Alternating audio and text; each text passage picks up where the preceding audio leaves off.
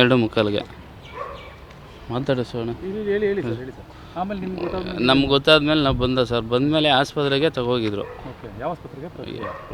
ಪ್ರಕ್ರಿಯೆ ಆಸ್ಪತ್ರೆಗೆ ತಗೋಗಿ ಓಕೆ. ತಿರ್ಗಿ ಅಲ್ಲಿಂದ ಗೌರ್ಮೆಂಟ್ ಆಸ್ಪತ್ರೆಗೆ ಬಾಡಿ ಆಂಬುಲೆನ್ಸಲ್ಲಿ ಹಾಕೊಂಡು ಎತ್ಕೊಯ್ತಾಯಿದ್ರು. ನಿಮಗೆ ವಿಚಾರ ಗೊತ್ತಾಗಿದೆ? ನಮ್ಗೆ 2:45 ಸರ್. ನಾವು ಕನಕಪುರದಿಂದ ಬರಬೇಕಲ್ಲ ಸರ್. ನೀವು ಗ್ರಾಮ ಪಂಚಾಯತ್ ಮೆಂಬರ್ ಇದ್ದೀರಾ? ಹಾಂ ಇದ್ದೀನಿ ಸರ್. ಏನು ಹೆಂಗೆ ಮದುವೆ ಆಗಿದ್ರು? ಸರ್ ಇವರು MBA ಮಾಡ್ತಾಯಿದ್ಲು. ಇಲ್ಲೇ ಬೃಂದಾವನ ಕಾಲೇಜ್ ಹತ್ರಕ್ಕೆ ಹೋಗಿ ಲವ್ ಮಾಡಿ ಕರ್ಕೊಂಡೋಗಿ ರಿಜಿಸ್ಟರ್ ಮ್ಯಾರೇಜ್, ನಮ್ಗೆ ಗೊತ್ತೇ ಇಲ್ಲ ಮದುವೆ ಮಾಡ್ಕೊಂಡಿರೋದು. ರಿಜಿಸ್ಟರ್ ಮ್ಯಾರೇಜ್ ಮಾಡ್ಕೊಂಡು ಕರ್ಕೋಬೋದನು. ಸರ್ ಈ ಹಿಂದೆ ಏನೋ ಗಲಾಟೆಗಳಾಗ್ತಿತ್ತು, ನೀವು ಮಧ್ಯೆ ಆಯ್ತು ಅದೆಲ್ಲ ಕೊಟ್ಟೈತೆ ಸರ್. ನಮ್ಮ ಮಾವರು ಕೊಟ್ಟವ್ರೆ, ಓಕೆ.